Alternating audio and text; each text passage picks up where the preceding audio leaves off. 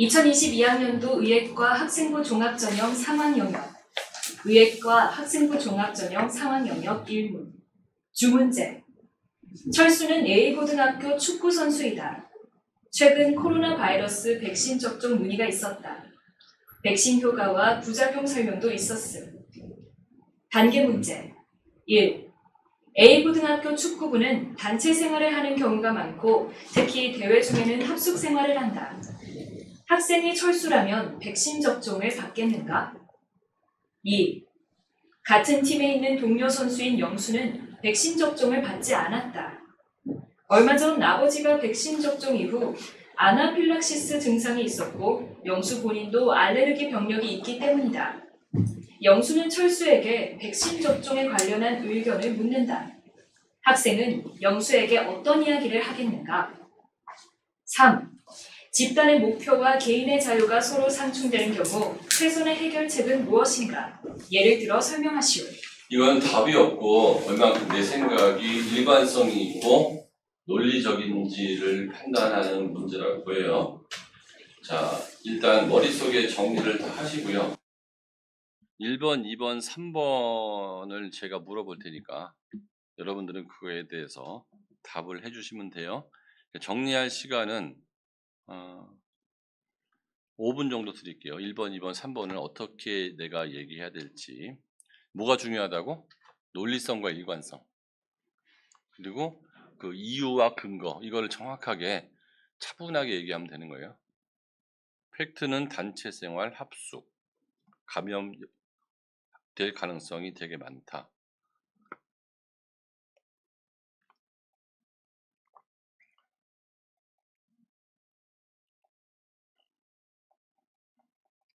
자, 1번 문제부터 들어가 볼게요. A고등학교 축구부는 단체 생활을 하는 경우가 많고 특히 대회 중에는 합숙 생활을 한다. 학생이 철수라면 백신 접종을 받겠는가? 만약 제가 철수라면 백신 접종을 받을 것 같습니다. 그 이유로는 제가 백신을 맞는다면 단체 생활을 하는 다른 축구 부원들한테도 이익이 될 것이고 백신을 맞는 저에게도 코로나가 감염될 가능성이 줄어드는 이익이 생길 것이기 때문에 상호 이익이 존재한다고 생각을 해서 맞을 것 같습니다. 자, 그 다음에 이번에는 지민이. 제가 철수라면 백신 접종을 받겠습니다. 일단 첫 번째로 철수의 측면에서 보자면 철수 또한 이제 코로나에 걸리면 이제 대회나 이런 축구 경기에 나가지 못하기 때문에 일단 백신 접종을 맞을 것 같고요. 그리고 두 번째로는 이제 축구부 즉 단체 측면에서 봤을 때 한 명의 선수가 코로나에 걸리게 된다면 이제 다른 선수들 또한 영향을 받아서 팀 전체에 해를 끼칠 수 있기 때문에 백신 접종을 맞을 것 같습니다.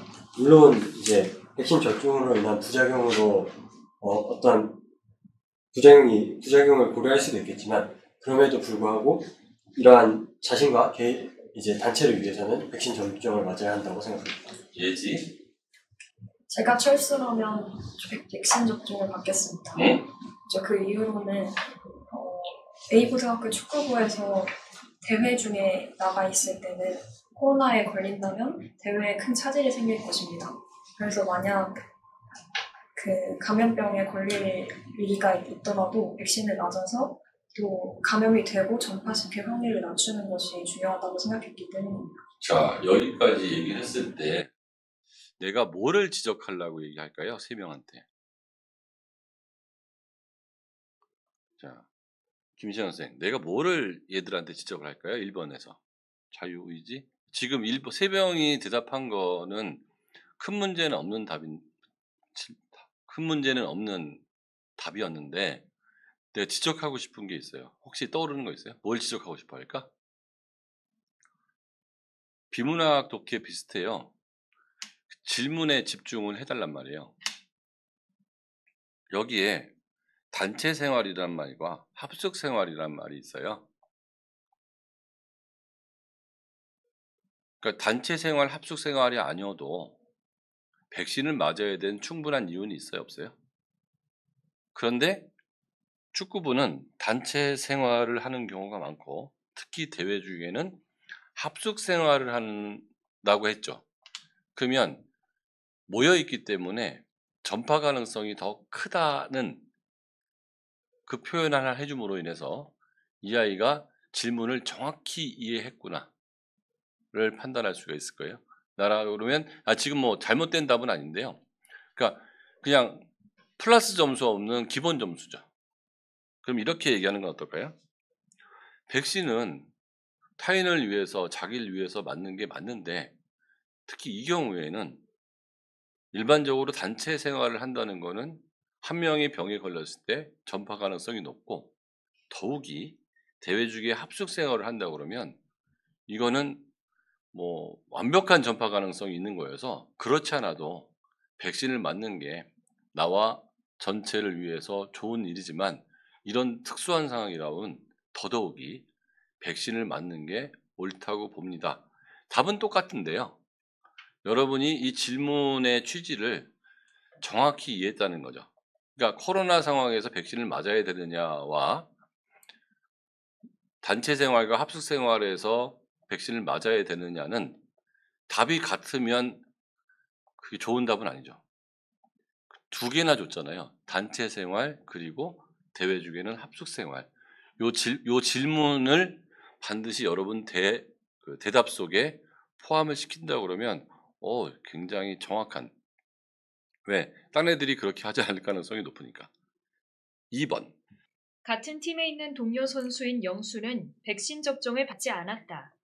얼마 전 아버지가 백신 접종 후 아나필락시스 증상이 있었고 영수 본인도 알레르기 병력이 있기 때문이다. 영수는 철수에게 백신 접종에 관련한 의견을 묻는다. 학생은 영수에게 어떤 이야기를 하겠는가? 자, 태훈이. 만약 제가 이 상황에 처해 있다면 저는 영수에게 그래도 맞아보는 것이 좋지 않겠느냐 하고 한번 다시 되물어볼 것 같습니다.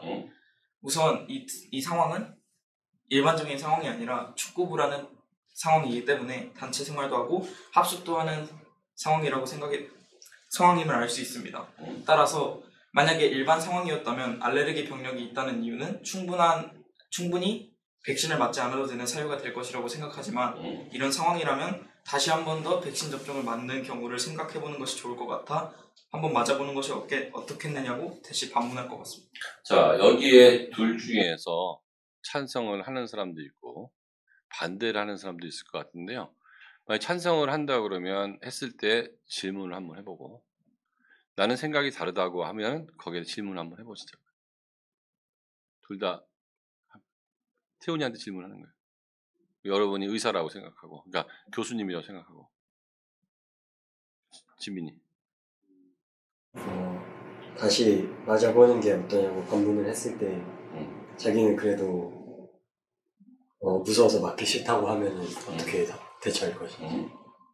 만약 그럼에도 불구하고 백신을 맞지 않겠다고 말을 한다면 저는 그때는 그냥 개인 의사의 하나로 받아들여야 된다고 생각을 합니다. 그 근거는? 아무리 이게 합숙 생활이라고 하더라도 그냥 본인이 맞기 싫어서 맞지 않는 것이 아닌 알레르기 병력도 있고 특히 자신의 아버지가 아나필락시스 증후가 있다는 확실한 그런 판단 근거가 있다고 생각이 되기 때문에 그들을 근거로 자신은 백신 접종을 맞지 않겠다고 한다면 그것은 타당한 판단이라고 생각을 하는 것이 좋다고 생각합니다. 그럼 첫 번째 생각과 두 번째 생각에 그 친구의 그냥 그래도 맞고 싶다 한마디로 그렇게 생각이 바뀌나요? 생각할 거리 준 거예요. 시민이 2번. 저는 영수에게 일단 여러 가지 측면에서 얘기를 할 것 같은데요. 제 개인적인 측면, 그리고 팀적인 측면, 그리고 영수의 입장을 모두 종합해서 고려해서 얘기할 것 같습니다. 먼저 제 입장은 어쨌든 저도 같은 축구부 생활을 하기 때문에 만약에 영수가 백신을 안 맞으면 저 또한 이제 코로나에 걸릴 위험이 높아지기 때문에 그런 면이 걱정된다고 얘기를 할 것이고 그 다음으로 팀적인 측면에서도 너가 백신을 안 맞는 게 우리 팀에 어떤 대회를 나갈 때 피해를 줄 수 있다는 점은 얘기를 할 것 같습니다. 그리고 그 다음으로는 이제 영수의 입장을 고려해서 하지만 영수의 입장에서는 이제 알레르기 병력이 있고 그리고 아버지가 아나필락시스 증상이 나타냈다는 것을 봤을 때 백신 접종이 이제 자신의 삶을 살아가는 생명에 큰 위협이 될 수 있다는 점도 인정을 할 것 같습니다. 그래서 일단 이러한 입장을 고려를 해서 이제 나와 팀은 너가 백신에 맞았으면 좋겠지만 너가 백신에 이러한 생명의 위험이 생길 수 있기 때문에 맞지 않는다고 한다면 이제 그러면 우리가 합숙 생활을 하거나 이제 단체 생활을 할 때 꼭 마스크를 껴달라고 부탁을 할 것 같습니다. 예지? 제가 이 상황에 철수라면 먼저 영수에게 개인적으로 조금 더 목소리 성량. 영수에게 개인적으로 좀 더 주의를 기울이라고 조언할 것 같습니다. 그 이유는 일단 영수가 백신 접종을 받지 않겠다고 선택한 것에는 충분한 이유가 있었다고 생각했습니다. 아버지가 아나필락시스 증상이 있어서 본인도 부작용의 가능성이 더 올라갔기 때문에 그것은 충분히 그럴 합당한 근거이기 때문에 영수의 선택을 바꾸라고 쉽게 얘기하기는 어려울 것 같지만 집단적으로 축구부를 생각했을 때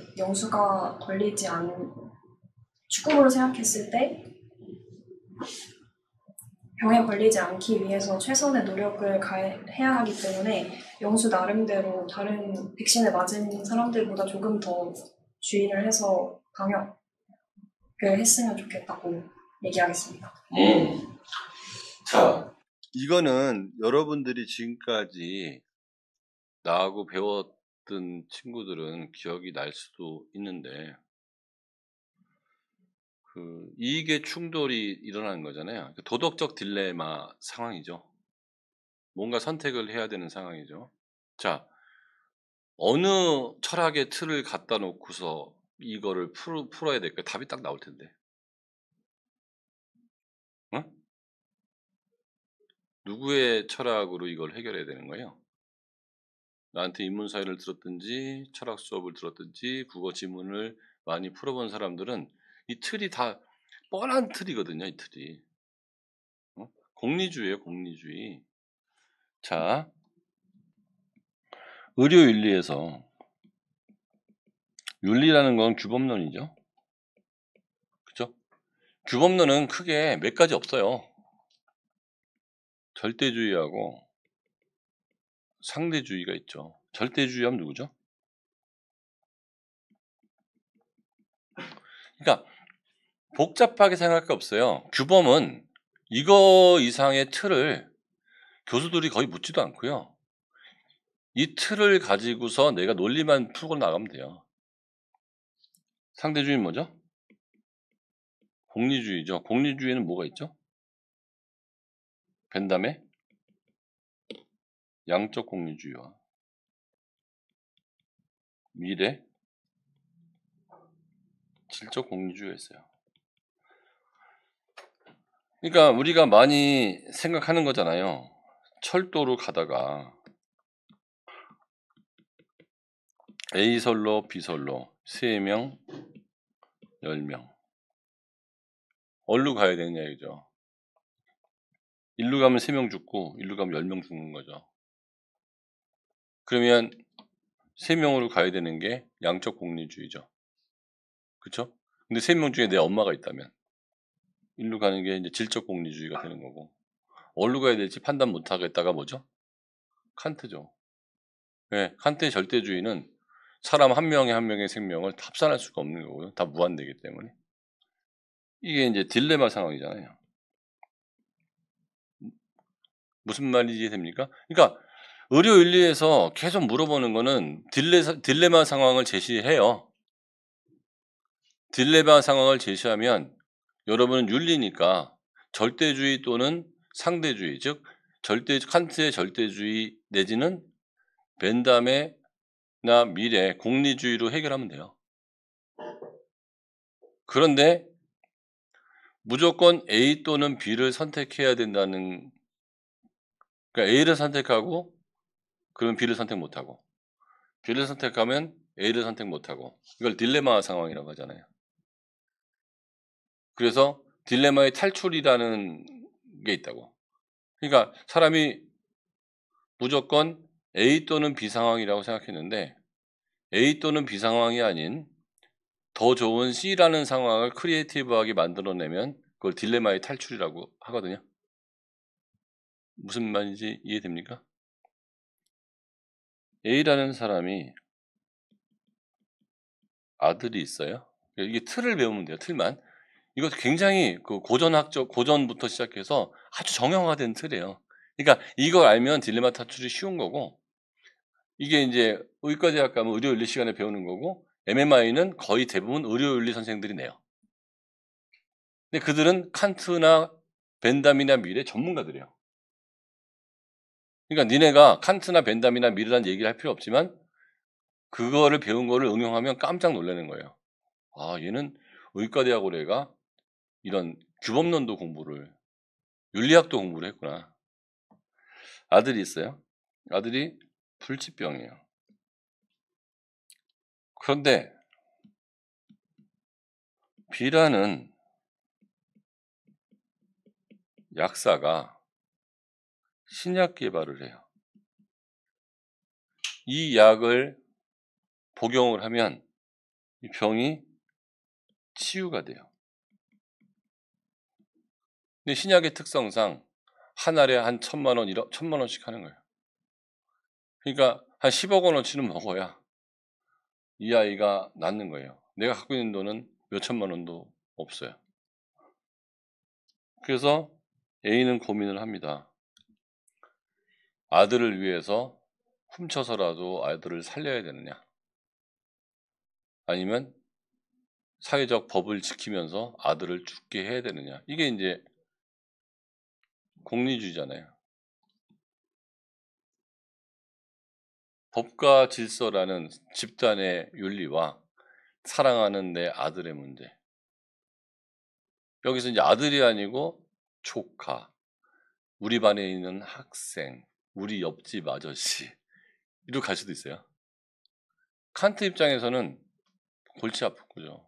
두 개 다 지켜야 될 규범이니까. 도둑질을 하지 말아야 되는 것도 규범이고, 사람을 살려야 되는 것도 규범이잖아요. 그럼 그 규범이 둘 다 절대 정언 명령이라면 어느 게 더 위에 있지 않거든? 둘 다 해야 되는 거란 말이야.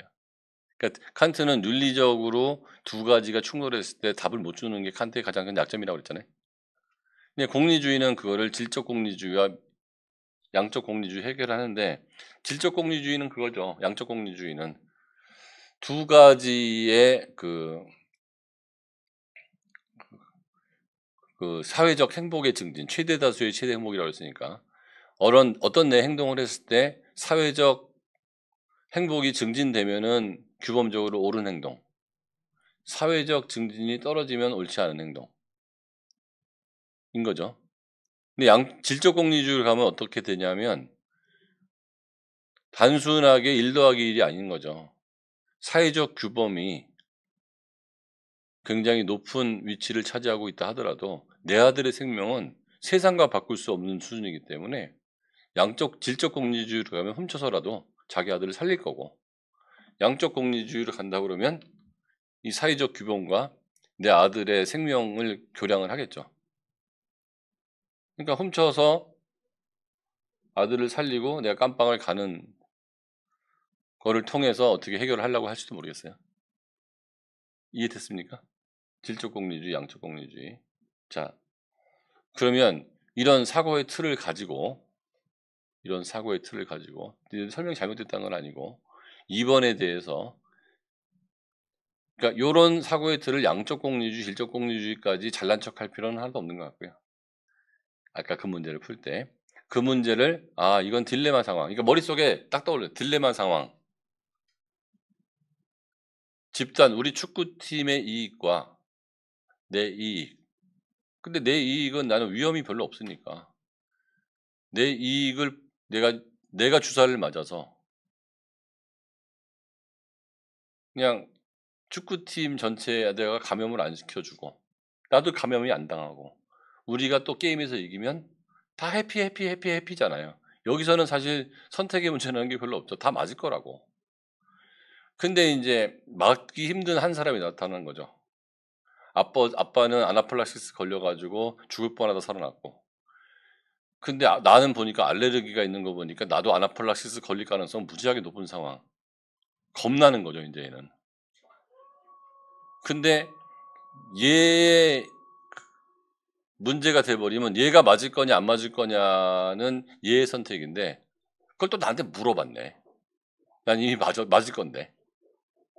그럼 나는 나 자신의 입장에서 봤을 때 얘를 보는 것과 전체를 보는 관점이 있을 거고 안 맞는 놈 입장에서는 자기 자신과 전체 입장이 있을 거 아니에요. 그걸 어떻게 현명하게 잘 판단을 할 건지에 대한 얘기를 하는데 여기서 어떤 표현이 들어가면 좋겠다는 거죠? 전체 이익, 나의 이익, 전체 이익을 위한다면, 나의 이익을 위한다면 그럼 개인의 이익은 얼만큼 소중한 건지 이렇게 일반적인 공리주의 상황을 말에 녹여가지고 설명을 해주면서 결론을 내면 좋겠고 그래서 좋은 대답들이 지민이하고 예지하고 나온 거예요. 딜레마의 상황을 탈출하는 방법은 A 선택 또는 B 선택만 있는 게 아니라는 거예요. 예를 들어서 이런 딜레마 상황을 볼게요. 아파트에 불이 났어요. 선생님이 이거 대학교 다닐 때 한 학기 동안 딜레마의 탈출이라고 심리학 시간에 공부를 한 거야 내가. 그때 중간고사 기말고사에도 나왔고 어떻게 딜레마 상황은 뭐고 이걸 어떻게 해결할 것인가 이게 시험 문제다고. 그러니까 아주 고전적인 문제예요. 이런 문제는. 그러니까 답이 없는 듯하지만 답이 있는 문제예요. 그리고 논리 정연하게 딜레마 상황을 탈출하면 돼. 자, 좀 쉬운 문제부터 낼게요. 아파트가 있는데 아파트에 불이 났어요.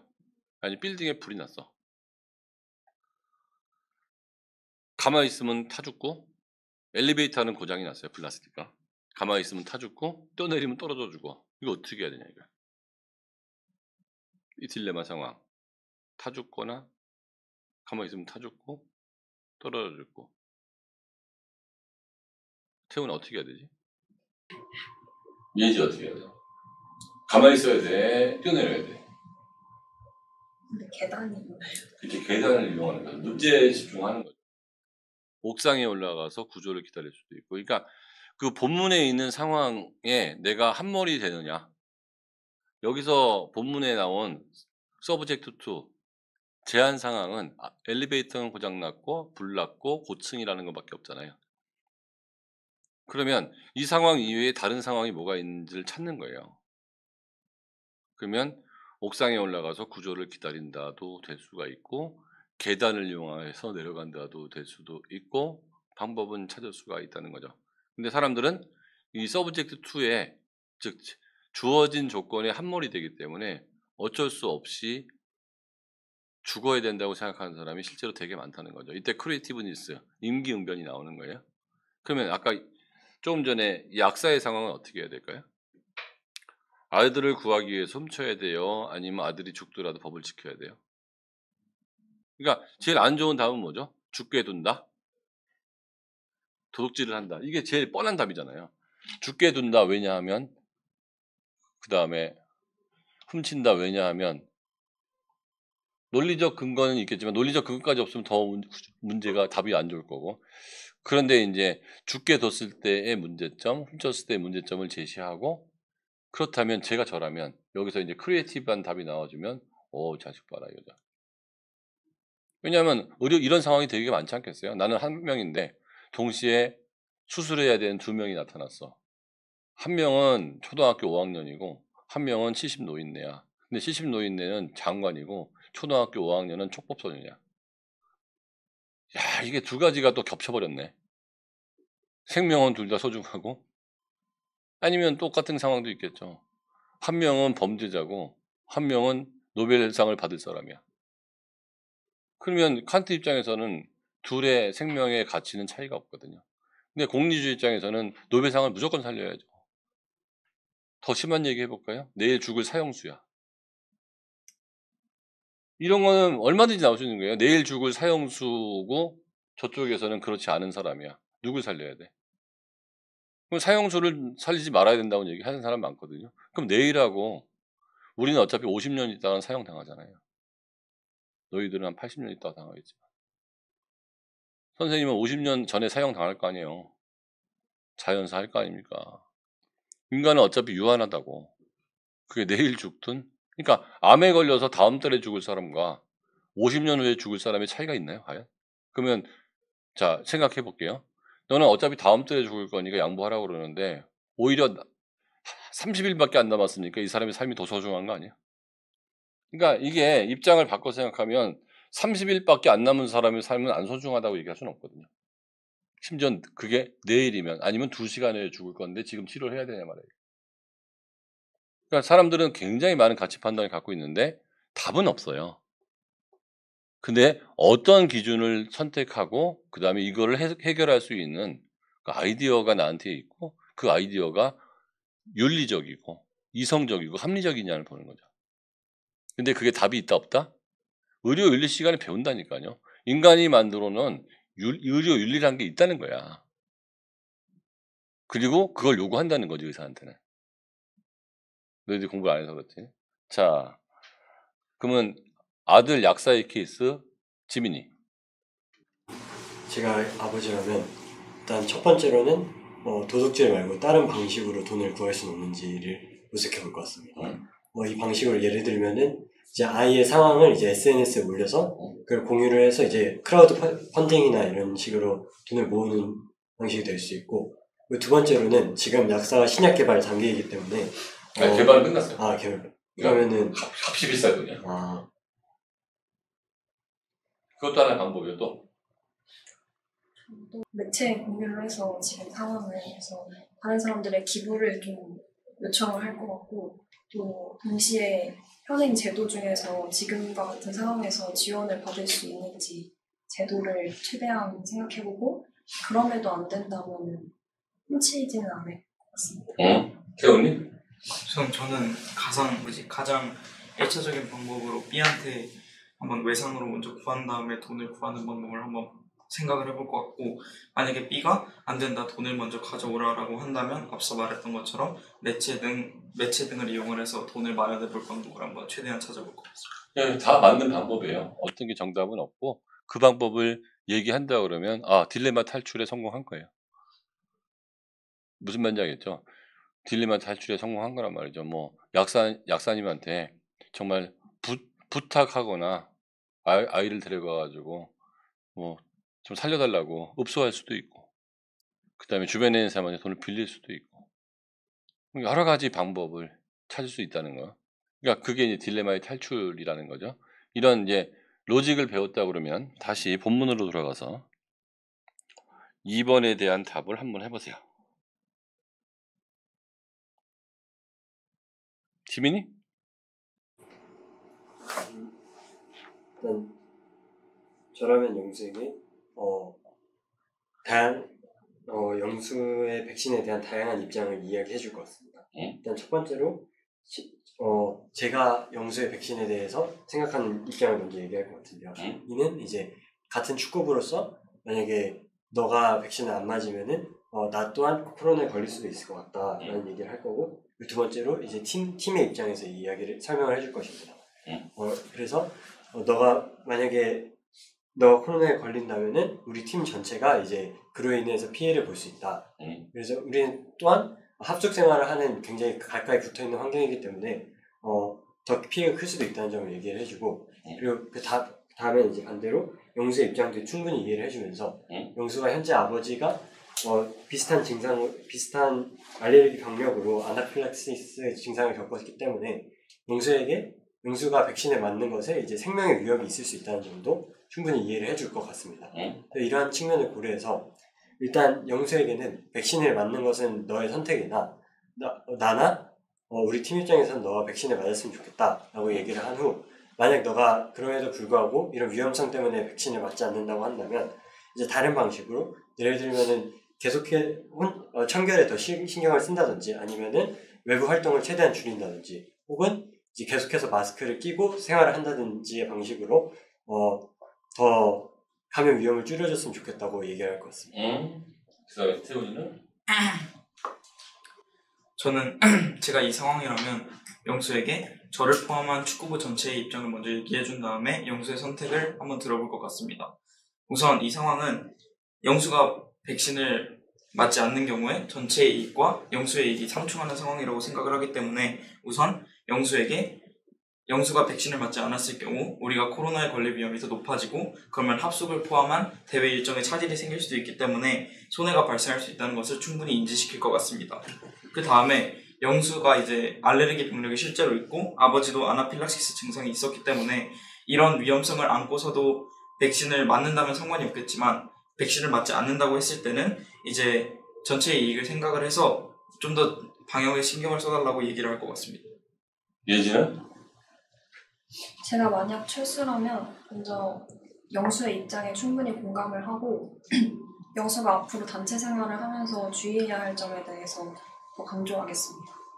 먼저 영수의 상황에서 백신에 맞는다는 것은 영수의 건강을 생각했을 때 더 위험한 선택일 수 있기 때문에 백신을 맞지 않는다는 영수의 의견을 충분히 이해를 하고, 그치만 전체 축구부가 달성할 수 있는 이익과 그리고 또 개인적으로 코로나에 걸렸을 영수가 코로나에 만약 걸렸다면 전체 이익에 전체 대회에서 우승에 차질이 생길 수 있고, 그리고 영수와 주변 사람들의 건강에도 문제가 생길 수 있기 때문에 그런 위험성에 대해서는 충분히 설명을 해주고, 그리고 그것을 예방하기 위해서 영수가 평소보다 더 각별히 방역에 신경을 써야 한다는 점을 꼭 강조해 줄 것 같습니다. 뭐 조금 좋아진 것 같긴 한데요. 틀을 못 살린 것 같아요. 자, 공식대로 갑시다. 나는 공식대로 갔는데 듣는 사람은 공식대로 가는지 모른다는 거죠. 그게 이제 변론술인 거죠. 말하는 방법을 배우면 나는 굉장히 조직적으로 하는데 일부러 배운 대로 하는데 듣는 사람은 저 사람이 달변가인 줄 아는 거예요. 그러니까 스피치 훈련을 받는 거겠지. 자, 우리는 그러니까 내 말 잘 들어보세요. 내가 이제 옛날에 운동을 할 때 그 무술을 좀 하고 그랬는데 그 무술을 한 사람이 동네 건달하고 싸우면 진다는 거예요. 태권도 3단이 동네 건달하고 싸우면 진다는 거지. 나는 합기도를 했었는데. 왜 질까요? 동네 건달하고 싸우는 순간 자기가 무술을 배운 거를 까먹고 막 싸움이 시작된다는 거예요. 그런데 그 건달한테 도복을 입히고 도장에서 싸우면 무술한 사람이 무조건 이긴다는 거예요. 왜? 자기는 교본대로 싸우니까. 무슨 말인지 아세요? 여러분들은 빠른 사람은 초등학교 때부터, 어떤 사람은 중학교 2학년 때부터, 어떤 사람은 최근에 나한테 생각하는 힘과 기술을 배웠잖아요. 여러분들은 다른 사람하고도 비교도 안 될 정도로 나한테 오랜 세월 동안 국어 비문학이라는 걸 배우면서 생각하는 힘과 기술이 생겼어요. 틀을 갖고 있다고. 근데 그런 상황에서 그냥 일반 아이들하고 똑같은 방식으로 덤비지 말라는 거예요. 그래서 이제 국어 비문학은 잘 풀게 됐잖아요. 어떻게든지. 그러면 이것도 마찬가지라는 거예요. 스피치도. 자, 딜레마 상황이라고 그랬고 이건 양적 공리주의 문제잖아요. 그러면 어떤 이익과 어떤 이익이 대립하는지부터 머릿속에 그리란 말이에요. 단체 이익이 있죠. 아까 영수의 이익이 있죠. 이걸 비교 형량을 하는 거예요. 단체 이익의 결과는 뭐 대회, 뭐 우승일지 아닐지 모르겠지만 대회 진출하는 거고, 감염이 되면 코로나 감염자들은 그 당시에 대회 진출을 못하게 했잖아요. 그러니까 아예 그냥 기권 포기라고. 영수의 이익은 생명이라고. 이 두 이익이 이제 부딪히는 거예요. 그런데 이제 딜레마 상황인데 너 그러면 요번에 빠져라. 이렇게 되면 딜레마 탈출한 게 아니죠. 아니 맞아라. 그럼 얘 생명의 위험을 걸어야 되는 거잖아요. 이 두 가지의 이익이 상충된다는 거를 교수한테 제시하셔야 돼요. 나 같으면 이렇게 얘기할 것 같아요. 매우 결정하기 힘든 상황인 것 같습니다. 왜냐하면 우리는 전체 단체가 사람은 많지만 단체의 이익을 얘기하다가 동료가 자칫 잘못하면 사망까지도 갈 수 있는 그런 상황이라는 거죠. 얘의 이익이 우리의 우승이냐 얘의 사망이냐로 부딪혔을 때 과연 우리가 아무리 단체지만 사망할 수 있는 정도의 아예 아픈 정도거나 귀찮은 정도의 이익이라고 그러면 당연히 야, 이 새끼야 맞아 그러면 되는 건데 이게 사망을 갈 수 있는 정도의 위험이라고 그러면 친구가 사망하고 우승했을 때 과연 그 우승은 가치가 있는 우승일까요? 마치 나치즘 같은 거 아닐까요? 전체를 위해서 네가 희생하라는 거 아니냐 이게. 그래서 나라면 이런 얘기를 할 것 같다는 거죠. 대답 중에 우리가 모두 한 팀이긴 하지만 우리가 우승을 하는 것도 굉장히 소중한데 한 아이가 아나필락시스 증상이 있어서 사망에까지가 이른다면 우리의 우승이 무슨 의미가 있겠느냐. 그런데 우리가 모두 노력했기 때문에 두 가지 어느 거를 선택하기가 되게 힘들 것 같은데 라고 내가 질적 양적 공리주의를 배운 거에 대한 틀에 딱 집어넣은 거죠. 여기에 이제 질적 공리주의, 양적 공리주의 이런 얘기를 할 필요가 있다 없다? 없다는 거죠. 그쵸? 이해됐습니까? 무슨 말인지? 그렇다면 나는 이렇게 판단할 것 같아요. 우리가 할 수 있는 최대는 아까 뭐 얘한테 방역에 더 신경 쓰라. 그것도 방법 중에는 하나일 거예요. 뭐 그런 것도 안 좋은 방법은 아니고. 근데 이제 의견을 존중하다가 딜레마 상황에서 계속 맴돌고 있으면 안 된다는 거예요. 어떤 결정은 내려줘야 되는 거거든. 그리고 영수가 안 맞겠다고 하지도 않았어요. 어떻게 해야겠냐고 물어봤다는 거죠. 근데 야 맞아. 그러다 죽어버리면 나는 그 양심의 가책을 어떻게 난 하필 왜 새끼야 하필 왜 나한테 물어봐요. 이 상황은 진짜 그냥 감독한테 물어보지. 왜 나한테 물어봐.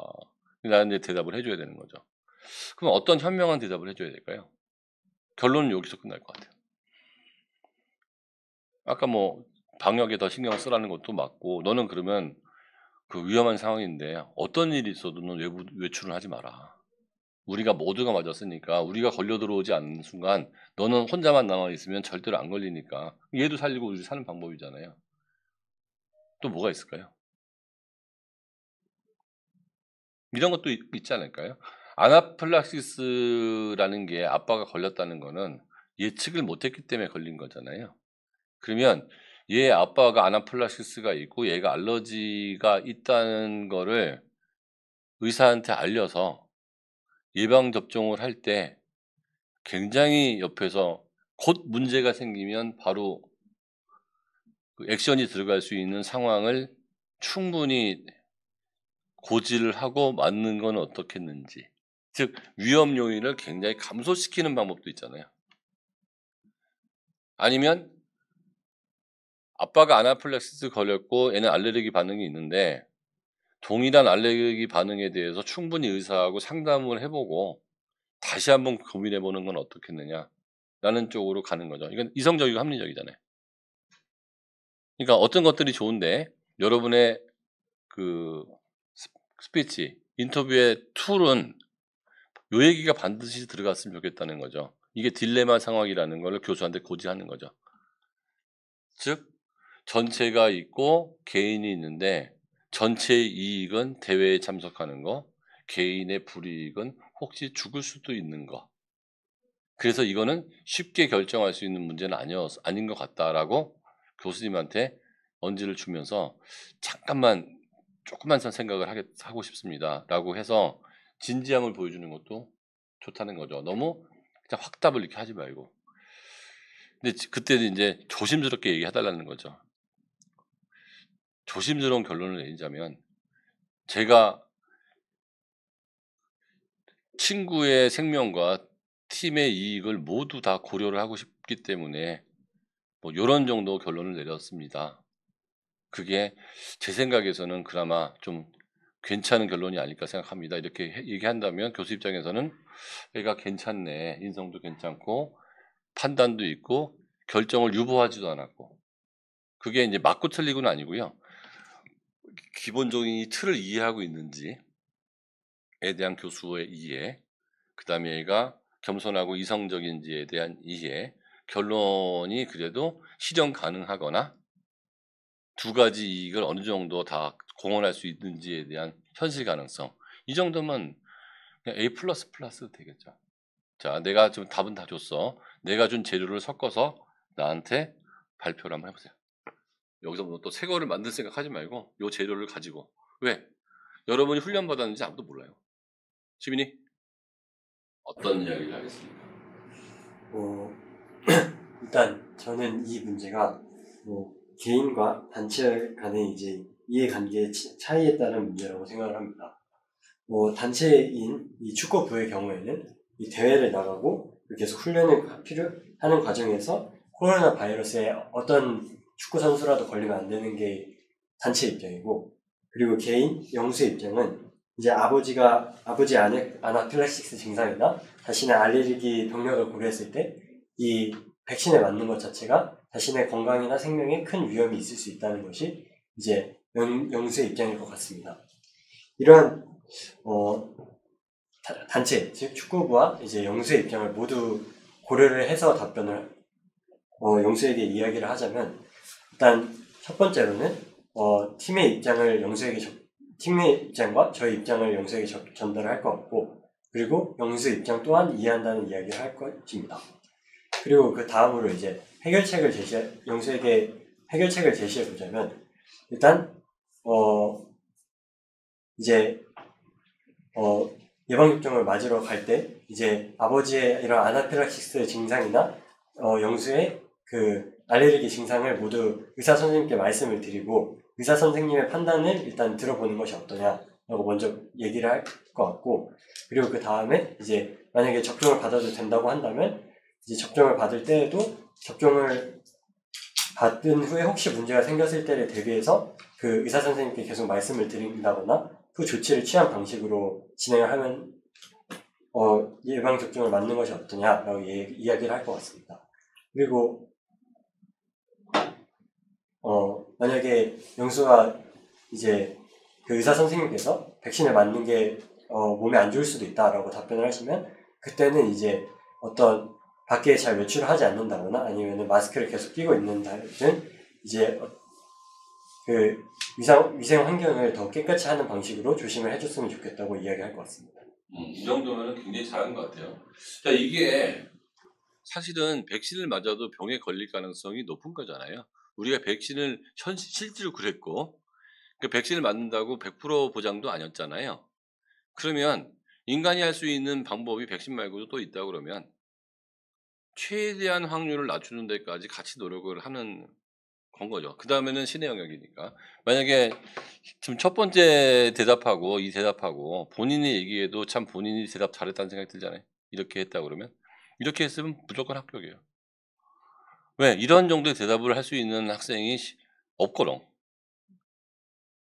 그러니까 같은 애들끼리의 차별성이죠. 같은 애들끼리의 차별성. 대학원 시험에 이런 게 나왔다 그러면 더 좋은 대답이 나왔을 거예요. 왜냐하면 대학교 때 의료윤리 같은 걸 배웠을 테니까.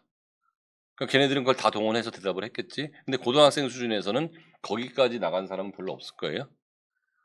무슨 말인지 알겠어? 그러니까 특히 지민이나 예지는 서울대학교 직윤 전형에 낼 거잖아요. 그러면 직윤 전형에 내는 애들은 최저를 합 5 못 맞추는 애들 질비할 거라고. 합 5를 못 맞췄다는 거는 수학을 공부를 못하고 국어 비문학 못 푼다는 얘기거든. 그러면 걔네들의 논리성은 되게 낮을 거라고 생각하시면 돼요. 그러니까 나 정도 대답할 수 있는 사람 별로 없다. 차분하게 겸손하게 대답하자. 무슨 말인지 알겠어? 근데 합을 5를 맞추는 학교에 내가 원서를 내려갔다. 그럼 저것도 국어 1등급이라는 얘기거든. 근데 저게 만약에 철학이나 윤리를 공부했을 것이냐를 생각해 보라고. 했을 가능성 거의 1%도 안 되죠.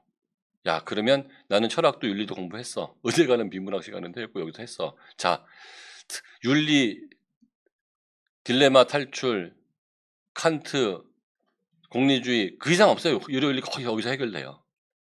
그게 뭐 의료윤리의 존재론이 나오겠냐, 인식론이 나오겠냐, 규범론이 나오는 거지. 윤리인데 윤리학이니까. 그러면 차분하게 이익 상황을 생각해보고 구태여 얘기하지 않고, 그때 교수가 만약에 어떻게 그런 생각을 했나, 당신 뭐 칸트나 뭐 밀이나 공리주의 아나? 제가 의과대학 다니기 위해서 사실은 그 문과 과목이긴 하지만 뭐 예를 들어서 뭐 그렇게 물어보니 뽑고 싶다는 얘기예요. 그런 정도까지 가면. 그래서 아주 쉬운 철학책부터 시작해서 고등학교 때 기출문제 보다 보면 뭐 칸트 이런 철학 나올 때 그때 인터넷 서치도 좀 해보고, 그 다음에 그 나이 먹어서는 고등학교 때는 그 뭐 철학대 철학이라 아주 두꺼운 책도 그냥 틈틈이 읽어서, 의사라는 게 결국 인간에 대한 이해가 없으면 안 될 거라고 생각하기 때문에 그런 책으로도 관심을 갖고 공부는 했습니다. 그럼 기분 좋죠, 의사 입장에서는. 자, 예지. 일단 영수가 너는 목소리 문제야. 영수가 조금만 목소리 높여. 우선 영수가 저에게 물어본 상황이 전체 고등학교 축구부가 대회에 나갈 수 있다는 것과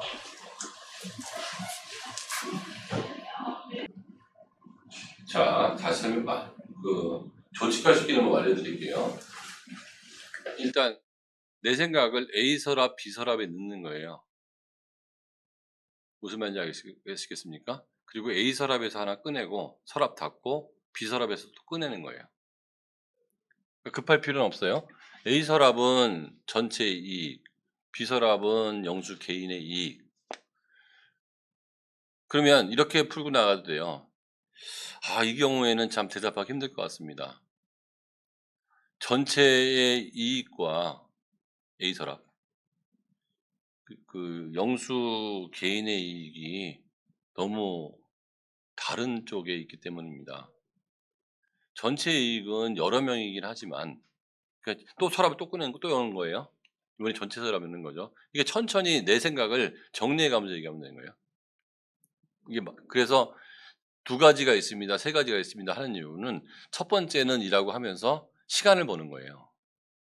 두 번째는 하면서 또 시간을 버는 거예요. 내 생각을 정리할 시간을. 그러니까 여기에서는 전체 이익이라는 표현을 쓸 필요도 없고, 우리 단체 축구부는 대회를 나가야 되겠고, 영수는 자칫 잘못하면은 목숨이 위험해질 수도 있고, 그래서 섣불리 어떻게 하라고 제가 친구로서 쉽게 얘기할 수는 없는 것 같은데, 그럼에도 불구하고 영수가 저한테 물어봤기 때문에 뭔가는 저도 얘기를 해줘야 될 것 같은데요. 저도 축구부의 일원이고 전체가 대회를 나가야 된다는 것 때문에 축구부의 이익을 위해서는 영수한테 주사를 맞으라고 하고 싶지만, 자칫 잘못해서 아빠도 저렇게 아나필락시스 걸렸고 영수도 알레르기 반응이 있다 그러면 함부로 영수가 목숨이 위험해질지도 모르는데 그냥 툭 맞으라고 하기는 쉽지 않을 것 같습니다. 그래서 쉽지 않은 결론이지만 그래도 영수한테 뭔가 조언을 해줘야 된다면 겸손하게 얘기하는 거죠. 영수의 위험을 최대한 낮추는 방법을 같이 찾아보자고 얘기할 것 같습니다. 그 다음에 이제 아까 지민이가 했던 얘기들. 그런데도 불구하고 과학적인 의미에서 이런 알레르기를 갖고 있다면 맞으면 안 된다라고 하면 또 한번 고민이 있을 것 같은데, 백신을 맞았다 하더라도 질병에 걸릴 가능성은 존재한다면 이제 우리 모두와 영수가 같이 노력을 해야 된다고 생각합니다. 영수는 좀 더 방역을 열심히 하고 맞지 않았기 때문에 외출도 아주 자제하고 밥 먹거나 움직이는 시간도 우리 모두를 설득해서 같이 좀 분리해서 움직여준다고 그러면, 여기에서는 대회를 통해서 대회를 나가는 것도 있지만 이걸 통해서 친구들 간의 우정, 너는 모두를 위해서 포기해라 이렇게까지 가고 싶지 않다 이거죠. 이렇게 차근차근 얘기해 나가면 굉장히 에이스 아닐 거냐. 태훈이 한번 해보자. 우선 저는 이 상황이 고등학교 축구부의 이익과 영수 개인의 이익이 상충되는 상황이라고 생각을 합니다. 우선 고등학교 축구부의 입장에서는 모든 선수들이 백신을 맞아서 코로나에 걸리지 않은 상태로 대회를 마무리하는 것이 가장 좋은 이익이라고 생각을 합니다. 그러나 영수는 아버지가 아나필락시스 증상이 있기도 했고 자신 또한 알레르기 병력이 있기 때문에 자칫 잘못하면 백신을 맞은 이후에 생명이 위험해질 수 있는 상황이라고 생각을 합니다. 이것들을 모두 고려한다면 영수에게 섣불리 백신을 맞아라 혹은 맞지 말라고 얘기하는 것은 안 된다고 생각을 합니다. 따라서 저는 먼저 영수에게 이 모든 문제 상황을 먼저 이해시킬 것 같습니다. 응. 팀의 이익은 대회를 안전하게 마무리하는 것이기 때문에 섣불리 맞지 말라고도 못할 것 같고, 또한 또한 너가 이제 백신을 맞으면 생명의 위험에 있는 상황이기 때문에 섣불리 맞으라고도 못하겠다. 따라서 이 모든 상황을 고려해 봤을 때 의사에게 먼저 자신의 병력을 얘기하고 같이 상의해 본 다음에 백신에 대해서 의견을 내는 것이 좋겠다고 말할 것 같습니다. 만약 백신을 맞아도 된다고 한다면 최대한 영수가 안전한 방법으로 백신을 맞는 것이 좋겠다고 얘기할 것 같고, 백신을 맞으면 안 된다고 할 경우에는 이제 최대한 방역에 힘쓰면서 전체적으로 이익이 되는 방향으로 나아가자고 얘기할 것 같습니다. 합격이죠, 이렇게 얘기하면. 여기 어디 논리적 틈이 없잖아요. 여기서 뭘 잡아내겠어? 일부러 그 다음부터 잡아내면 일부러 잡아내는 거지. 야, 예지. 우선 영수가 묻는 상황에 대해서 쉽게 대답하기는 어려울 것 같습니다. 먼저 단체 생활을 하는 축구부 전체가 대회에 출전해서 좋은 성적을 거둬야 하는 것도 꼭 필요하고, 그렇지만 영수의 상황에서 위험을 감수하고 사망의 위험까지 있을 수 있는 백신 접종을 맞으라고 하기도 어려울 것 같습니다. 그래서 이러한 상황에서 영수에게 조심스럽게 조언을 하자면, 먼저 우리 축구부의 대회 출전 여부나 영수의 건강이나 모두 코로나에 감염될 확률을 낮추는 것과 관련이 있다고 생각했습니다. 그래서 영수를 포함한 모든 친구들에게 백신을 맞는 사람이든 맞지 않는 사람이든 방역에 최선을 다하고, 특히 걸릴 확률이 비교적 높은 영수에게는 개인적으로 조금 더 손을 자주 씻고 마스크를 조심해서 끼라는 조언을 할 것 같습니다.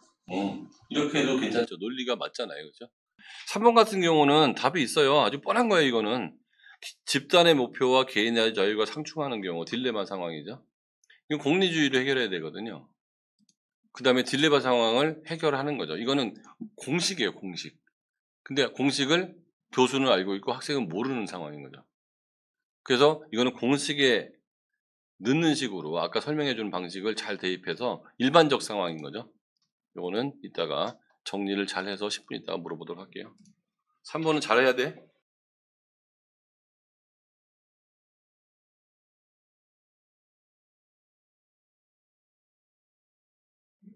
지민이 틀을 갖고 설명하라고 했어. 이거 분명히 공리주의라고 그랬지. 이익상충. 저는 이렇게 집단의 목표와 개인의 자유가 상충되는 경우에는 어떤 하나를 정하는 것이 아니라 그 상황에 맞게 그 상황에서 집단의 목표가 어느 정도 침해됐을 때 개인의 자유는 어느 정도의 이익을 받는지, 혹은 반대로 집단의 목표가 지켜졌을 때 개인의 자유는 그거에 대한 이익은 어느 정도고 개인의 자유는 얼마나 침해됐는지를 이렇게 고려를 해서 결정해야 한다고 생각합니다. 예를 들어서 이제 이 축구부의 경우에 축구 연습을 위해서 이제 개인의 자유, 개인이 뭐 놀고 싶은 자유가 침해될 수 있는데요. 이러한 경우에는 이제 그 침해되는 자기가 놀고 싶은 자유보다 그 팀의 우승을 위해 노력하고 그래서 한 목표를 달려가는 것이 더 크기 때문에 이제 집단의 목표를 선택해야 한다고 생각을 하고, 반대로 만약에 이제 이러한 팀의 목표를 위해서 근데 뭐 개인의 기본적인 자유, 어떤 그런 인권적인 측면의 자유가 침해된다면 그 경우에는 이제 개인의 자유를 택하는 것이 옳다고 생각을 합니다. 예지. 위와 같은 상황에서는 개인의 자유를 침해하지 않는 범위 내에서 집단의 목표를 최대한 추구할 수 있는 방법을 생각해내는 것이 최선의 해결책이라고 생각합니다. 예를 들자면 앞서 얘기했던 축구부의 예시를 생각해서 대회에 출전해야 하는 집단의 목표와 또 그리고 건강을 위협받을 수 있는 영수가 백신을 선택하지 않는 개인의 자유가 상충되는 상황에서는 영수가 선택을 함에 있어서 집단의 목표 다시 재훈이. 저는 집단의 목표와 개인의 자유가 서로 상충되는 경우에는 어느 하나만 무조건적으로 선택하는 것은 옳지 않고 두 가지의 이익과 손해를 모두 고려를 해서 결정해야 한다고 생각을 합니다. 예를 들어 앞선 위의 예시에서처럼 축구부는 단체 생활을 하면서 어떤 개인은 백신 접종을 맞고 싶지 않아 하는 경우에는 무조건 맞아라 혹은 맞지 말라 하는 것이 아니라 서로의 이제 이익을 모두 고려해서 선택하는 것이 맞다고 생각을 합니다. 틀이 없다는 생각이죠. 그 선생님, 얘들 작년에 내가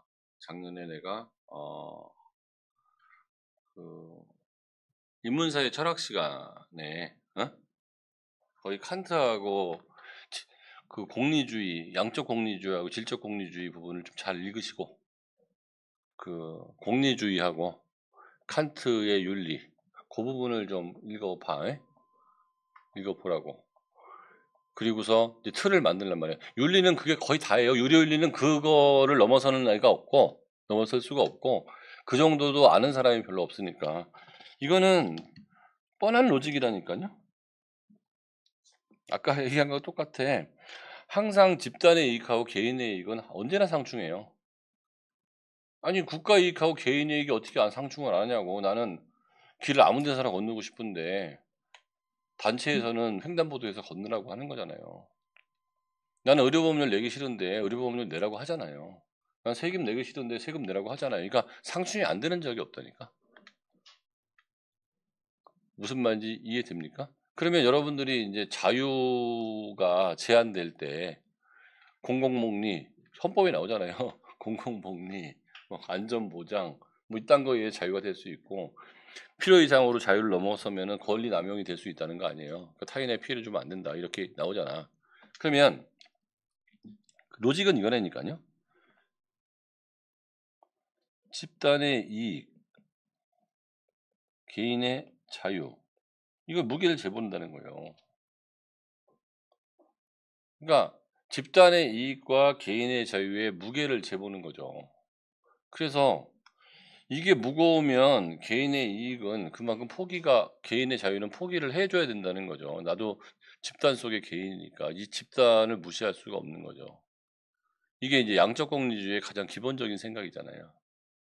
그런데 집단 입장에서 보면 이게 쉽게 무게를 달 수 있는 경우가 양적 공리주의예요. 무슨 말인지 알겠습니까? 그러니까 쉽게 말하면 나는 내 맘대로 길을 건너고 싶어. 아니야, 횡단보도로 건너. 이거 횡단보도로 건너는 게 맞잖아요. 너의 이익이 참 사소하단 말이에요. 근데 내가 죽기 일보 직전이야. 횡단보도까지 가서 건너려면 내가 죽어. 병원은 요 앞에 있는데 횡단보도까지 가려면 200m 내려가야 돼. 그때도 얘한테 횡단보도를 건너는 걸 요구할 수는 없잖아요. 이게 이제 질적 공리주의인 거예요. 그 이익이 개인이 감수해야 될 이익이 엄청날 때도 집단의 이익을 요구할 수 있냐는 거죠. 그러니까 그래도 집단의 이익을 요구하는 게 뭐예요? 그게 파시즘이에요. 유태인 다 죽여버려 이게 되는 거지. 국가에 반대하는 건 다 사형이야 이게 되는 거예요. 그게 종교 재판인 거예요. 집단의 이익만 요구하는 전체주의. 전체주의 무섭잖아요. 그렇다고 개인의 이익을 너무 모든 경우에 던져주면 그게 밀린 가서 살아야지. 사회생활 속에 살면 안 되지. 이거는 늘상 일어나는 문제거든요. 솔루션은 간단한 거예요. 이게 비교 형량이 돼서 명백하게 개인의 이익이 집단의 이익보다 작다고 한다면 본인 생각이든 전체의 생각이든 합리적 이성을 가진 사람의 생각이든 개인이 그만큼 양보를 하는 거고 개인의 이익이 극단적으로 크고 집단이 손해봐야 될 게 작다면 집단이 포기를 하는 거죠. 예를 들어서 어떤 한 사람이 굉장히 큰 위험이 있는데 단체 이익은 그냥 오늘 야유회였어. 야유회 정도의 그냥 그 정도의 느낌이었어. 그래도 강행할 수는 없는 거잖아요. 무슨 말인지 이해됩니까? 자, 교실이 있어요. 예를 든다면 이런 건 될 것 같아요. 무지하게 더워 지금처럼. 근데 30명은 열나 더워서 땀 뻘뻘 흘리고 에어컨 켰는데도 더워. 선생님 더 시원하게 에어컨 강하게 틀어주세요. 그러는데 한 명 선생님 좀 추워요. 그러는 거예요. 근데 이 추운 정도가 덜덜덜덜 떨면서 고통스러울 정도로 추운 경우가 있고 약간 쌀쌀해요 정도도 있어요. 덜덜덜덜 추운데도 야 우리 모두가 더우니까 너 나가 이럴 수는 없는 상황이 있다는 거예요. 그래서 그 고통의 정도를 파악을 해줘야 되는 거야. 그게 이제 질적 공리주의 넘어가는 거야. 자, 그러면 이런 문제가 생기면 양적 공리주의 앞에 답 내세우고 그 다음에 질적 공리주의를 내세운 다음에 그럼에도 불구하고 한쪽에 손을 못 들어준다면 절충점을 찾아야죠. 그게 딜레마의 탈출이잖아요. 간단한 로직이죠, 그렇죠? 양적 공리주의로 덤벼 프레임을 짜고 그런데 양적 공리주의로 하기에는 얘의 고통 지수가 너무 크다고 그러면 질적 공리주의로 다시 한번 무게를 재고 무슨 말인지 알겠죠? 그래서 해결이 된다면 넘어가고 그래도 해결이 안 된다고 그러면 제3의 절충점을 찾는 거죠. 이게 딜레마의 탈출인 거죠. 두 개를 집어넣는데도 해결이 안 되는 상황이 이 본 문제 상황이었잖아요. 그러면 이제 그때는 딜레마의 탈출해야 되는 거야. 자, 3단계 1번 양적 공리주의 2번째 단계 질적 공리주의 3단계 딜레마의 탈출. 그러면 요 틀에서 그냥 다 대답을 해버리면 돼요. 이런 문제는. 아니면 vs 칸트까지 들어가야 되는데 칸트는 욕을 많이 먹고 있기 때문에 인간 너무 뜻은 좋은데 현실적으로는 그거 할 수 있는 놈이 되겠냐. 이게 그 칸트는 그냥 철학적으로나 되지 실제 상황에서는 칸트를 적용할 수는 없어요. 무슨 말인지 알겠습니까? 쉽게 말하면 내일 죽어야 될 사형수하고 대통령을 구해야 된다고 그러는데 생명이 똑같으니까 사형수를 먼저 구해야 된다고 얘기하면 정상적인 사고방식 갖고 있는 사람 이상하게 본다고. 대략 질적 양적 공리주의, 질적 공리주의 딜레마 탈출 정도나 절충점을 찾는 정도 그 정도로 가주는 게 안전한 답이 아니겠느냐라고 생각하고 이 틀에서 대답 한번 해보세요. 준비된 사람 손 드세요.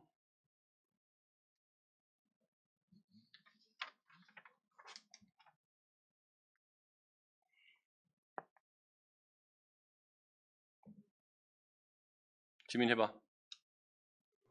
집단의 목표와 개인의 자유가 상충되는 경우 일단 어느 하나를 고르기보단 그 상황에 맞춰서 생각을 해야 하는 게 가장 나은 해결책이라고 생각합니다.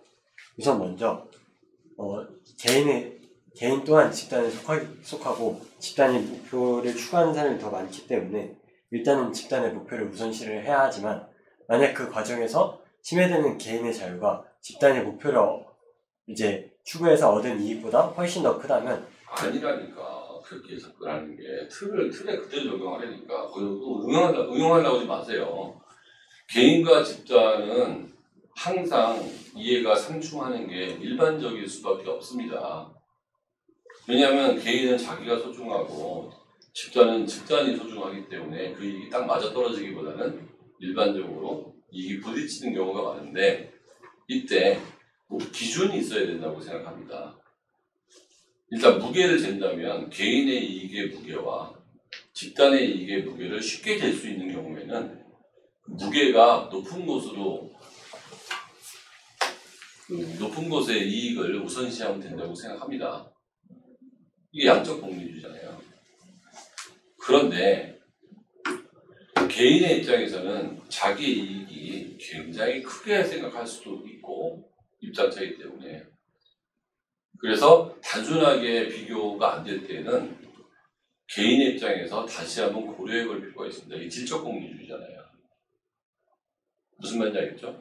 그러니까 지켜라 그런데 이 사람은 목숨을 걸어야 되는 정도가 있는 거고 그냥 불편한 정도가 예를 들어 뭐냐? 그러니까 어떤 집단의 이익을 위해서 불편한 정도를 감수하는 거라면 개인이 그 자유를 약간 양보해야 되지만 본인 또는 본인의 가까운 사람들의 생명, 신체, 그 다음에 돌이킬 수 없는 그런 엄청난 손해가 발생할 수 있다면 그때는 집단이 개인한테 이익을 포기하라고, 자유를 포기하라고 강제하기도 힘든 거라고 생각합니다. 그래서 이런 기준은 그 집단과 개인 사이에 상호 미리 약속을 해놓는 것도 괜찮고,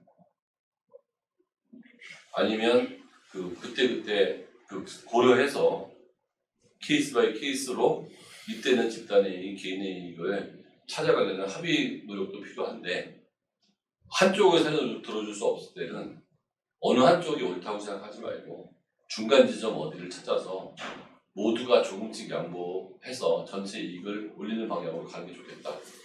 예를 들면 뭐 이렇게 나가면 되겠죠. 이게 이틀대로만 얘기하니까요. 지금 틀 연습하는 것도 3달 남았는데 틀 연습이나 좀 제대로 하자고. 됐습니까? 다시 한번 물어볼게요. 태훈이. 우선 집단의 목표와 개인의 자유가 서로 상충되는 경우에는 먼저 집단의 목표와 개인의 자유를 비교해봐야 된다고 생각을 합니다. 만약 집단의 이익과 개인의 이익을 서로 단순하게 무게 비교를 할 수 있다면 더 무거운 쪽으로 선택을 하는 것이 맞다고 생각합니다. 그러나 어떤 개인이 생각하기에 자신의 이익이 너무 크거나 혹은 집단의 목표가 너무 중요하다고 생각되는 경우에는 그 무게가 단순히 비교가 되지 않을 수 있습니다. 이런 경우에는 서로 상호 합의 간에 한쪽으로 양보를 해주거나 혹은 이제 그때그때 상황에 따라서 그 중요도를 단순히 무게 비교가 아니라 어느 쪽이 더 중요한지 그 중요도를 따져서 판단하는 것이 맞다고 생각을 합니다. 그러나 집단의 목표도 너무 중요하고 개인의 자유도 너무 중요해서 어느 한쪽만 선택했을 때 한쪽이 받는 손해가 너무 큰 경우에는 그 두 가지의 절충점을 찾는 것이 중요하다고 생각을 합니다. 예를 들자면 간단하게 어떤 회의를 해야 하는 상황에서 한 개인이 불참한다고 의견을 표했을 때 만약 그 개인이 단순히 귀찮아서 오기 싫다고 하는 경우에는 그 집단의 목표가 이 개인의 자유보다 훨씬 더 크기 때문에 A 보고 바로 와라 라고 바로 그 개인의 자유를 제한하고 참여를 요구할 수 있지만, 만약 개인이 너무 아파서 병원에 있는 상황이라면 이제 회의의 일정을 미뤄주거나 해서 개인의 자유를 보장할 수 있을 것입니다. 그러나 만약 회의도 일정을 미룰 수 없고 개인도 너무 아파서 오지 못하는 상황이라면 화상회의와 같이 둘 다 참여할 수 있는 매체를 이용을 해서 좀 절충점을 찾는 것이 맞다고 생각을 합니다. 세 번째 딜레마 탈출까지 얘기했네요. 이 정도면은 뭐 중간에 약간 비약이 있긴 했지만 크게 자원 얘기는 힘든 게 딴 놈들이 워낙 못할 거거든요. 이거보다. 그러니까 1한, 2한 딜레마 탈출. 공식이에요. 지민이.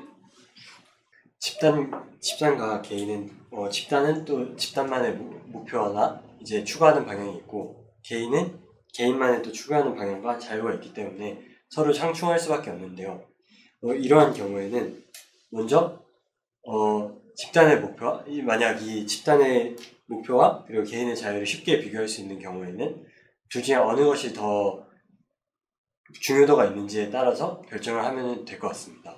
하지만 만약에 그런 식으로 결정할 수 없고, 만약에 개인이 생각했을 때 그 개인이 침해되는 어떤 자유가 너무 크다고 생각하거나 혹은 반대로 집단이 생각했을 때 집단이 꼭 이 목표를 이루어야 하는데 침해되는 게 너무 크다고 생각할 경우에는 이를 고려해서 다시 한번 개인의 입장에서 다시 한번 이를 비교를 해보거나 혹은 집단의 입장에서 비교를 해보는 식으로 이제 이를 보완할 수 있을 것 같습니다. 그리고 이렇게 보완할 수 있는 방법에는 이러한 이해관계 상충 전에 먼저 어떠한 기준을 정해놔서 개인과 집단에 어떠한 갈등이 있었을 때 해결해야 하는 가이드라인을 만들거나 혹은 이제 너무나 두 개인의 자유나 집단의 목표가 모두 중요하다고 할 때는 그 둘의 절충점을 찾아서 서로 조금씩 양보해서 맞춰나가는 방향으로 진행하면 될 것 같습니다. 예시로는 어떤 이 위에 있는 축구부로 예를 들자면 개인의 축구부의 목표인 대회에 참가하거나 대회를 우승하는 것과 개인의 자유, 자신이 그냥 운동을 오늘 나가기 싫다 등 이렇게 무게 비교가 쉬운 경우에는 개인의 집단의 목표를 따라서 개인의 자유를 조금 제한하는 것이 맞다고 생각하지만, 만약 개인이 운동을 못하는 이유가 만약 정말 집안에 중요한 일이 있거나 혹은 자신이 정말 운동을 못 나가는 상태라면 이때는 개인의 자유 또한 보장을 해주는 게 맞다고 생각을 합니다.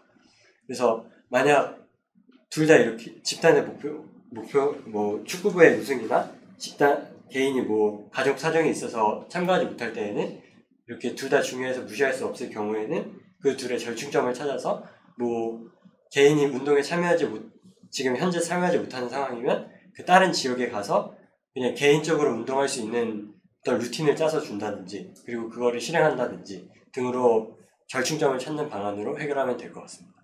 예지? 먼저 집단의 목표와 개인의 자유를 적절히 비교해야 하는 과정이 필요하다고 생각합니다. 먼저 집단의 목표와 개인의 자유가 쉽게 비교가 가능한 경우에는 더 중앙 쪽으로 해결책을 구성해 가야 한다고 생각하고, 만약에 어느 한쪽의 목표가 생명과 관련되었다는 것 같이 쉽게 비교를 통해서 결정하기 어려울 경우에는 둘 중 하나를 선택하기 어렵다면 양쪽의 목표가 하나로 일치되는 상황을 최대한 만들도록 노력하거나 아니면 양쪽이 조금씩 양보를 해서 사이에서 절충점을 찾을 수 있도록 해야 한다고 생각합니다. 예를 들자면 위와 같은 상황에서 대회를 나가는 상황에서 백신을 맞는 것을 생각했을 때 만약 개인이 백신으로 인한 부작용과 크게 상관이 없다면 부작용의 가능성이 높지 않은 사람이라면 전체의 이익, 그러니까 대회를 출전하는 목표를 위해서 백신을 맞아야 한다고 생각합니다. 하지만 그 개인이 앞서 영수와 같이 백신을 맞음으로써 감수해야 하는 불이익이 큰 경우에는 쉽게 선택하기 어려울 것 같습니다. 그래서 집단과 개인이 모두 양보할 수 있을 정도로 방역에 주의를 기울여야 한다고 생각합니다. 그래서 영수 같은 경우에는 조금 더 다른 사람들보다 방역에 더 신경 쓰고, 집단 같은 경우에는 영수가 따로 감염되지 않도록 더 주의해야 한다고 생각합니다. 다 잘했어요. 잘했는데 나라면 예를 들 때 이 축구 예는 들지 않을 것 같아요. 다 나온 예를 또 들을 필요가 뭐 있어. 그러니까 예를 들려고 그랬을 때 뭘 또 보고 싶을까요? 여러분의 기억 속에서 빨리 찾아서 조직화시키는 순발력도 보고 싶지 않을까요? 교수가 이걸 물어봤을 때 여러분의 순발력도 보고 싶지 않겠냐고. 무슨 말인지 알겠습니까? 그 창의성이라는 게 뭔지 아세요? 창의성? 빨라야 돼요. 창의적인 사람은 빨라요. 천천히 생각하는 사람을 창의적이라고 그러잖아요. 즉시씩 떠오르는 사람을 창의적이라고 해요. 두 번째, 유용해야 해요. 세 번째, 이걸 창의적이라고 해요. 공식이에요. 무슨 말인지 알겠습니까? 창의적인 사람의 세 가지 특징. 빠르고 유용하고 새로워야 돼. 이 세 가지를 얘기하면 창의적인 답이 나오는 거예요. 창의적. 예를 들어서 어떤 사람이 그림을 그렸는데 아주 보기가 안 좋아. 그럼 뭐 때문에? 빠르고 새로운데 뭐 때문에 뭐가 문제죠? 유용하지 않죠. 어떤 사람이 음악을 작곡했는데 새롭고 빨리 작곡했어. 근데 듣기가 싫어. 유용하지 않은 거죠. 유용한데 15년 걸렸어. 이건 빠르지 못한 거죠. 근데 옛날에 들어본 거야. 새롭지 않죠. 이 세 가지가 있는 거를 엑설런트한 창의적이라고 그래요. 이걸 잘하는 사람을 창의적인 사람이라고 하는 거예요. 그러면 이거 창의적 사고력을 갖고 있는 거지. 그러니까 빨리 대답하거나 유용한 대답을 하거나 새로운 대답을 할수록 그 사람은 굉장히 좋은 점수를 받는 거죠. 무슨 말인지 알겠습니까? 여기서 질문에 대한 유용한 답이라는 것은 적확한 답, 정확한 답이 아니고 적확한, 옵티멀한 답이 나와야 되는 거죠. 두 번째는 조직하는 실력과 능력이 빨라야 되는데 조직하는 실력과 능력이 빠르기 위해서 뭐가 있어야 돼요? 그 사람의 사고의 틀이 있어야 돼요. 사고의 틀이 없으면 빠르게 나올 수가 없겠죠. 그리고 유용하게 나오기도 힘들 거예요. 그리고 새로워야 된다는 거는 이거는 사실 얘기하기는 쉽진 않죠. 이거는 면접 상황에서는 다른 사람하고 조금 다르기만 해도 되겠죠. 이 훈련을 지금부터 꾸준히 받아야 되는데 일단 MMI이기 때문에 무슨 여기가 브레인스토밍 같은 경우에는 새로운 기법을 만들거나 그런 창의성이 필요할지 모르겠지만 MMI는 의료 윤리 하시는 분들이 시험 문제 낸다고 그랬잖아요. 그럼 윤리학에 대한 기본은 공부를 하셔야겠죠. 그러면 생활과 윤리라는 책도 있어요. 거기 부분의 의료 윤리나 아니면 기본적인 윤리 부분은 쓱 이렇게 한번 읽어볼 필요도 있지. 국어 공부한다는 마음으로 이렇게. 네, 근데 그 정도는 윤리학과 교수들이 간 거고 그 의료 윤리 하시는 분들도 그 정도 내용은 다 알고 계시거든요. 자, 집단의 목표와 개인의 이익이 가장 극단적으로 상충한 케이스가 뭐가 있었을까요? 되게 많아요. 공산주의에서 반동, 자유주의에서의 공산주의자. 그렇잖아요. 그 사형이 사형. 개인의 이익과 집단의 목표가 전혀 다른 거잖아요.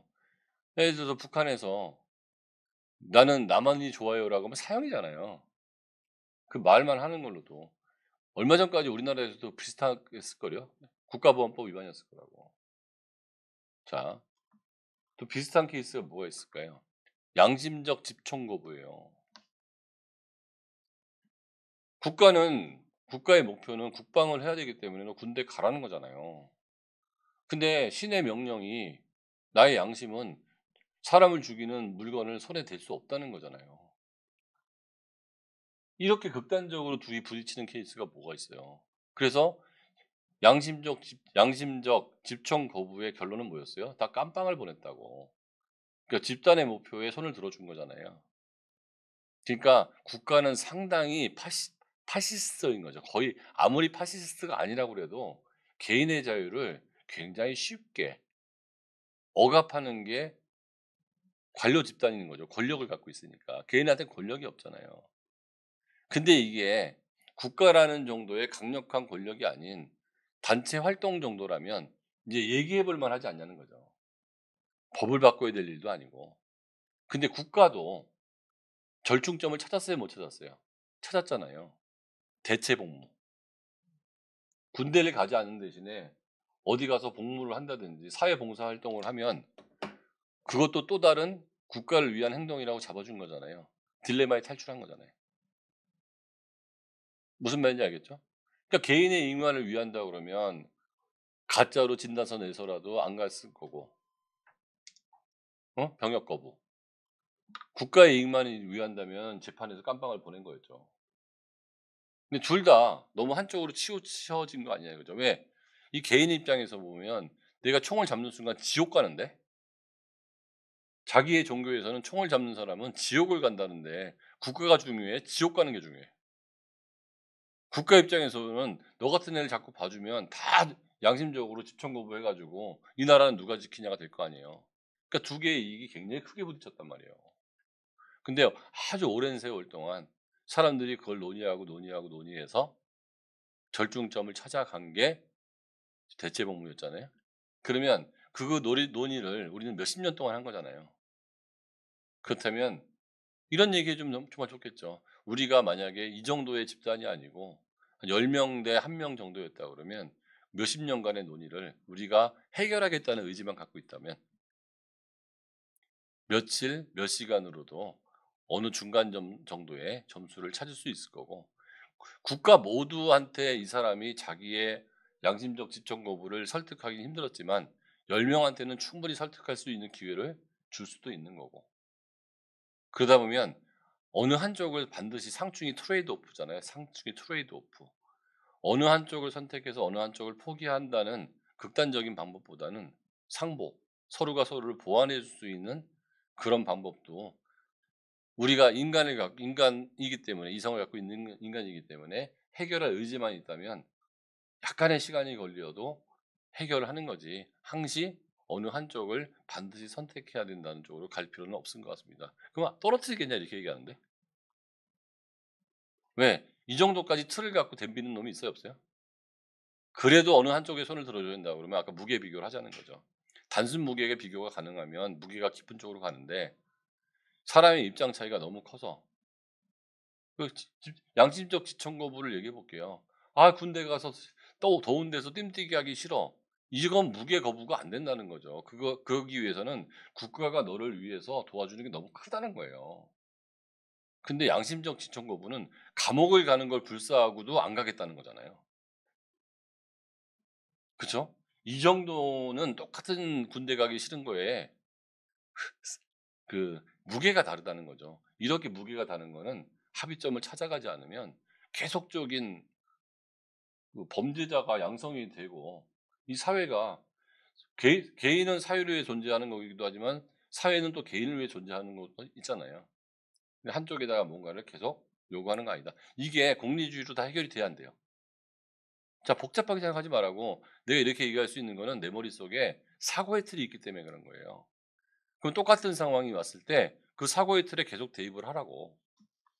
양적 공리주의, 질적 공리주의, 딜레마의 탈출, 한쪽을 손을 들어주든 들어줘야 된다면 이유가 있을 거고 들어줄 수 없다면 절충점, 딜레마의 탈출할 수 있는 방법을 찾아야 될 거고 당장 안 찾아지면 계속 고민해야 될 거고. 근데 마지막 결론은 뭐죠? 아주 권위적인 단체만 아니라면 의지만 있다면 역사가 증명하듯이 해결이 돼 왔다 안 돼 왔다? 해결이 돼 왔다는 거죠. 이게 사고의 틀이에요. 의료윤리는 이걸 넘어서는 게 별로 없을 거라고 생각됩니다. 다음 주에 왔을 때는 이런 것들을 좀 생각 좀 해보고 요거에 관련된 그러니까 책이 없으면 있잖아요. 인터넷에다가 양적 공리주의, 질적 공리주의, 그쵸? 딜레마의 탈출, 칸트 요 몇 가지만 쳐봐도요 이해가 되게 많아요. 그 정도만 집어넣자는 거죠. 왜? 이게 뭐 윤리 시험은 아니니까 틀만 갖고 있으면 될 것 같아요.